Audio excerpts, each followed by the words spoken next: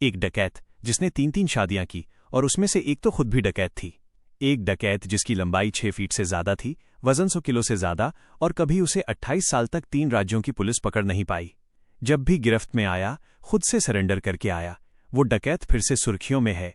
बीहड़ का चंबल का आखिरी डकैत जिसकी हत्या जेल के अंदर कर दी गई, और ये कहा जा रहा है कि एक 26 साल के लड़के ने उसे मार डाला। लोगों को यकीन नहीं हुआ, लेकिन फिर कहानी आगे बढ़ी। अंतिम संस्कार पर उमड़ी भीड़, और भीड़ देखकर हर कोई सन्न था, क्योंकि भीड़ में उसके 3 भाई आते हैं।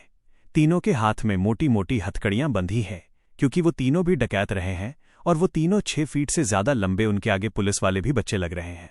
इस कहानी में कोई वीएफएक्स नहीं है, कोई हैवी एडिटिंग नहीं है, लेकिन कहानी ऐसी है जो सिस्टम सन कर देगी। अजमेर की हाई सिक्योरिटी जेल का ward number 2, block number 4, cell number 5, तारीख 29 जून 2026 जो अभी बीती है।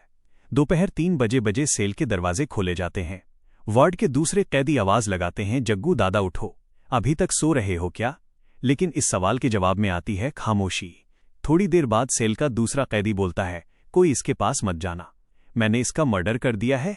किसी दौर में राजस्थान की मुख्यमंत्री वसुंधरा राजे सिंधिया का महल उड़ा देने की धमकी देने वाला कुख्यात डकैत जगन गुर्जर, जिस पर हत्या, रंगदारी, अपहरण के 125 से ज्यादा मुकदमे थे, जिसने 1 दशक तक 3 राज्यों की पुलिस को छका कर रखा, जिसने 4 बार सरेंडर किया और बीड़ी के बंडल पर हुए झगड़े के चलते सरेंडर तोड़कर फिर से हथियार उठा लिया, जिसने खुद 3 शादियां की, लेकिन जिसके डर से पूरे इलाके में एक वक्त शहनाई बजना बंद हो गई थी। ये कहानी है एक पुजारी के बेटे की डकैत बनने की। ये कहानी है चंबल के आखिरी डकैत जगन गुर्जर की। चंबल के जो तट हैं उन्हें तीर्थ नहीं माना जाता। उनके बारे में कहा जाता है, दरस करे तो रागी होए, परस करे तो बागी होए, करे आचमन मूढ़ सिराए, चंबल तो बड़भागी होए। नरेश सक्सेना ने लिखा था, और वाकई कई सही लिखा था। चंबल वेद व्यास की लिखी महाभारत के शांति पर्व से निकली अशांत नदी, जिसने बागियों की पीढ़ियों को सींचा। इसी चंबल के उत्तरी किनारे पर बसा है राजस्थान का धौलपुर। सदियों से बह रही चंबल ने यहाँ के पठारी इलाके को छत विशद भूगोल में बनाया है। आम जबान में इसे बीहड़ कहते हैं। धौलपुर का डांग इलाका इसी नदी के भूगोल पर बसा हुआ है। यहाँ बाड़ी तहसील में गांव पड़ता है विभूतिपुरा, लेकिन स्थानीय लोग इसे भूतिपुरा कहते हैं, जहां पर लोक देवता बाबू महाराज का एक मंदिर है। बाबू महाराज की गुर्जर समुदाय में काफी मान्यता है। मंदिर के पुजारी शिवचरण भी गुर्जर समुदाय से आते थे। साल 1994 का था। उसी साल शिवचरण गुर्जर और मंदिर कमेटी के सदस्यों के बीच प्रसाद बांटने को लेकर विवाद हो गया। मंदिर कमेटी के सदस्य गांव के रसूखदार परिवार से आते थे। उन्होंने पूरे गांव के सामने शिवचरण को अपमानित किया। ये खबर उसके 20 बरस के बेटे को मिली। बेटे का नाम था जगन। जगन अपने 4 भाइयों में सबसे बड़ा था।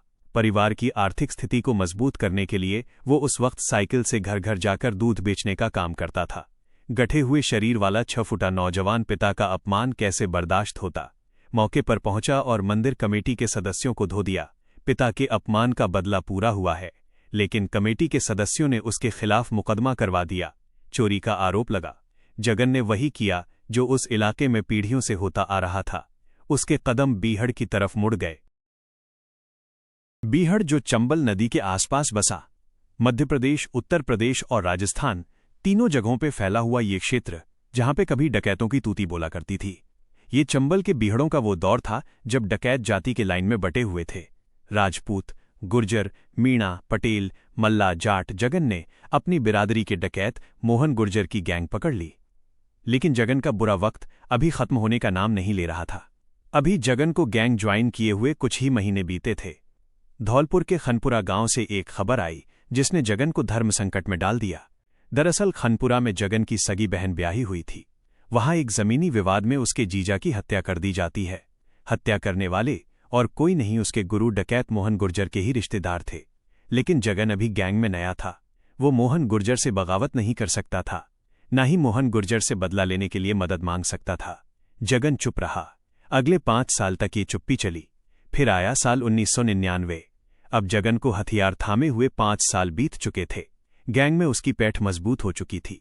एक रात उसने मौका देखकर मोहन गुर्जर और उसके एक करीबी को मौत के घाट उतार दिया। अब गैंग की कमान जगन के हाथ में आ गई थी, लेकिन वो मोहन वाली गलती नहीं करना चाहता था। इसीलिए बीहड़ में खून के रिश्तों के अलावा किसी पर भरोसा नहीं किया जा सकता। वो मानता था। उसने अपने तीनों भाइयों को बीहड़ में बुलवा लिया। देखते ही देखते मोहन गुर्जर की गैंग जगन का पारिवारिक सिंडिकेट बन गई। अब जगन ने अपने अपराध का दायरा बढ़ाना शुरू कर दिया था। उत्तर प्रदेश का आगरा, मध्य प्रदेश का मुरैना, राजस्थान में धौलपुर, करौली का इलाका, जगन ने अपराध के तरीके बदल दिए थे। धौलपुर करौली के इलाके से पत्थर की खदानें थी, वहां से खदानों से पत्थर निकाले जाते थे। वहां से उसने चौथ वसूलनी शुरू कर दी। इसके अलावा अपहरण और बारात लूटने जैसे अपराध भी जारी रहे। हालात ये थे कि उसके खौफ से इलाके में दूसरे लोग वो दूसरी जगहों पर जाकर के शादी करने लग गए। कई लोगों ने गांव खाली कर दिए। सरकारी कर्मचारी ड्यूटी ज्वाइन करने से पहले उसकी परमिशन लिया करते थे। तमाम कोशिशों के बावजूद पुलिस जगन तक नहीं पहुंच पा रही थी। वजह थी जगन को बीहड़ के भूगोल की जबरदस्त पकड़ थी। डांग एक पठारी इलाका है, लिहाजा चंबल का वेग यहां मध्यम है। कुछ जगह ऐसी भी हैं जहां चंबल को पैदल पार किया जा सकता है। चंबल पार करते ही अगला राज्य मध्य प्रदेश लग जाता है। सूबा बदलने से पुलिस उस इलाके में कार्रवाई नहीं कर सकती थी। जगन ने इसका खूब फायदा उठाया। बीहड़ में बच निकलने के रास्तों की खुद मार्किंग की थी। ऐसे में हर बार पुलिस के हाथ लगने से बचता रहा। लेकिन इश्क ने उसे हथियार डालने पर एक बार मजबूर भी कर दिया, और एक बार नहीं 2 बार मजबूर किया। कहानी की शुरुआत धौलपुर के ही नगर गांव से होती है। यहाँ के सरपंच छत्रीतरिया गुर्जर की जमीन विवाद में हत्या कर दी जाती है। पिता की हत्या के बाद उसकी 14 साल की बेटी कोमेश गुर्जर बीहड़ का रुख करती है। कोमेश जगन को बचपन से देख रही थी। उसके पिता गांव के सरपंच थे। जगन की गैंग कई बार उसके घर पर रुक चुकी थी। कोमेश बीहड़ में जगन से मिलने जाती थी। जगन उसे हथियार चलाना सिखाता था, पिता का बदला लेने में मदद करता था। कोमेश को जगन से प्यार हो जाता है। साल 2000 में कोमेश पहली बार गर्भवती हुई। कम उम्र में प्रेगनेंसी की वजह से उसकी तबीयत बिगड़ने लगती है। बीहड़ में डॉक्टर कहाँ से मिलते हैं। फैसला होता है कि कोमेश को बगल के कस्बे हिंडोन सिटी भेजा जाएगा। जगन गुर्जर खुद साथ जाना चाहता था, लेकिन गैंग के साथियों ने रोक दिया। एक ऊंट का बंदोबस्त किया गया और कोमेश अकेले उस ऊंट पर सवार होकर हिंडोन सिटी के नर्सिंग होम पहुंचती है। वहां उसकी डिलीवरी हुई। कुछ समय नर्सिंग होम में रहने के बाद वो अपने नवजात शिशु को वापस ऊंट पर बैठाकर बीहड़ लौट आती है। इधर पुलिस डकैतों पर लगातार शिकंजा कसती जा रही थी। 10 प्रभावित 3 जिलों में 3 आईपीएस ऑफिसर ने बीहड़ के समीकरण बदल दिए। लेकिन अब वही कोमेश बदला लेने की बात कर रही हैं और यह कह रही हैं कि उन्हें न सुरक्षा चाहिए न मुआवजा चाहिए। सिर्फ दुश्मन का नाम और पता और दुश्मनी की वजह चाहिए। बाकी वो खुद अपने से हिसाब कर लेंगी। और पूछने पर यह भी कहती हैं कि एक जगन ही तो गया है, परिवार में अभी बहुत सारे लोग हैं और हम लोग सक्षम हैं। ये कोमेश की कहानी है और अभी भी कोमेश नाराज हैं क्योंकि उनके पति की जेल में हत्या हो चुकी है। लेकिन कहानी वहां से और आगे बढ़ाते हैं। जगन बिना कोमेश के जंगल में अकेले भटक रहा था। इधर सूबे में सरकार बदल चुकी थी। अशोक गहलोत बने नए मुख्यमंत्री। कांग्रेस की सरकार आई। केंद्र में मनमोहन सिंह के नेतृत्व में यूपीए सत्ता का समय था। जगन ने एक बार फिर आत्मसमर्पण किया और पुलिस से बचने का ये कर्तव्य उसने फिर से इस्तेमाल किया।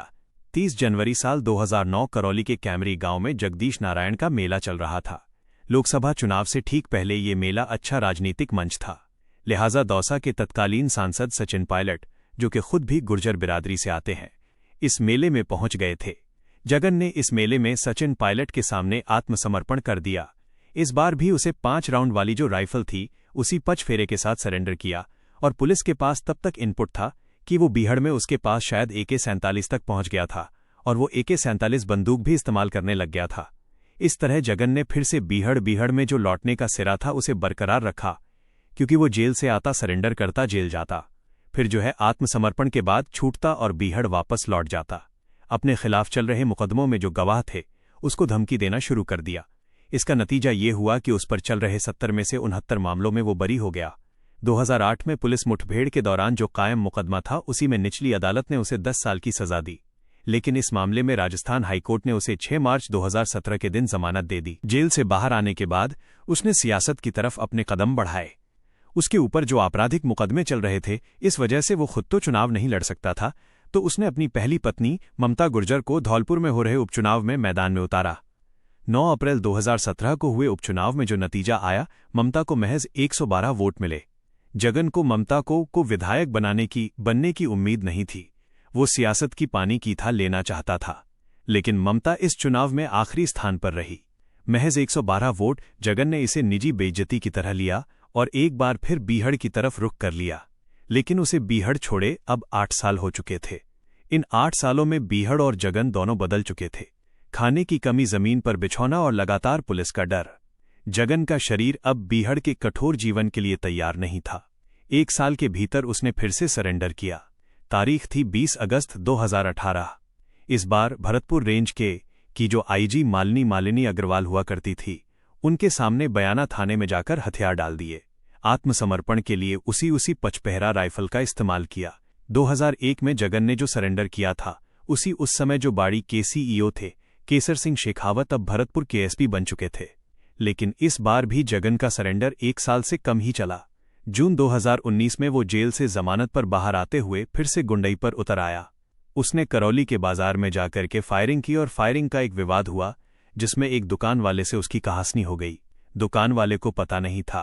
तारीख था 11 जून 2019।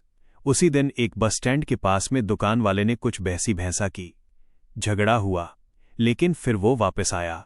उसे नहीं पता था दुकान वाले को कि ये जगन डकैत है या भाई, वो तो इतना दिन जंगलों में रहा तो नहीं जानता था कि ये क्या जगन डक गुर्जर है। लेकिन फिर वो अगले दिन लौटा। फिर जिस दुकानदार ने जगन से झगड़ा हुआ था, फिर उसने दुकान खोलना उस दिन अगले दिन मुनासिब नहीं समझा। गुस्से में वो हवाई फायरिंग करता हुआ वहां से निकल गया। बसेड़ी टोल नाके पर उसी वक्त में टोलक कर्मियों ने उसे रोकने का प्रयास किया, तो उसने टोल नाके पर तोड़फोड़ की और फायर करके निकल गया। उसी दिन दोपहर में 2:30 बजे करीब एक डांग इलाके में सोनेजो का गुर्जा गांव वो पहुंचा और वहां पर मुखबिरी के शक में एक आदमी की पिटाई की।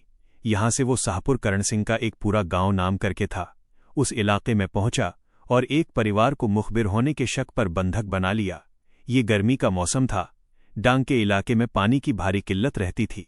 गांव के पुरुष अक्सर मवेशी लेकर आसपास के इलाकों में चराने निकल जाते थे। गांव में ज्यादातर महिलाएं थीं। जगन पर आरोप लगा कि परिवार की महिलाओं को बंधक बनाकर बंदूक की नोक पर निर्वस्त्र करके पूरे गांव में घुमाया।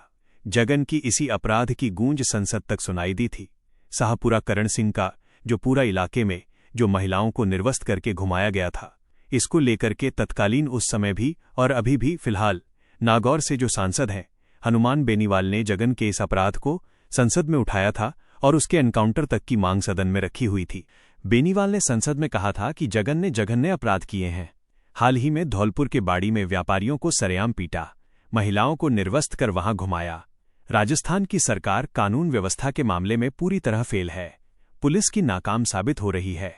मैं अनुरोध करता हूं केंद्र सरकार इस मामले में तुरंत हस्तक्षेप करे और सरकार से मांग संगीत है कि जगन गुर्जर जैसे खूंखार डाकू का एनकाउंटर हो। चौतरफा पड़ रहे राजनीतिक दबाव के बाद सरकार ने जगन पर 400 का इनाम रख दिया। इसके बाद जगन ने फिर पुराना पैतरा अपनाया, सरेंडर का। इस बार उसने अपने सरेंडर की घोषणा मीडिया के माध्यम से की ताकि उसका एनकाउंटर ना हो सके। 28 जून 2019 के रोज उसने अपने गांव बबूतीपुरा में ही बाबू महाराज के मंदिर पर चौथी बार सरेंडर किया। इस बार 312 बोर की राइफल का इस्तेमाल किया। सरेंडर के दौरान दिखाया बंदूक। दिसंबर 2021 में जगन फिर से जमानत पर जेल से बाहर आ गया। आते उसने दहशत फैलाने के लिए बाड़ी कस्बे में फायरिंग की। इसके बाद स्थानीय संगीत व्यापारी विधायक गिरिराज मलिंगा के पास पहुंचे। गिरिराज मलिंगा ने प्रेस के जरिए जगन को अपने व्यवहार में सुधार संगीत लाने की चेतावनी दी। जगन ने वीडियो में जवाब दिया। आगे कहानी सुनने के लिए चैनल सब्सक्राइब करें और वीडियो लाइक शेयर जरूर करें। गुर्जरों का शेर, Jagan Gurjar, miss you share इस टेक्स्ट।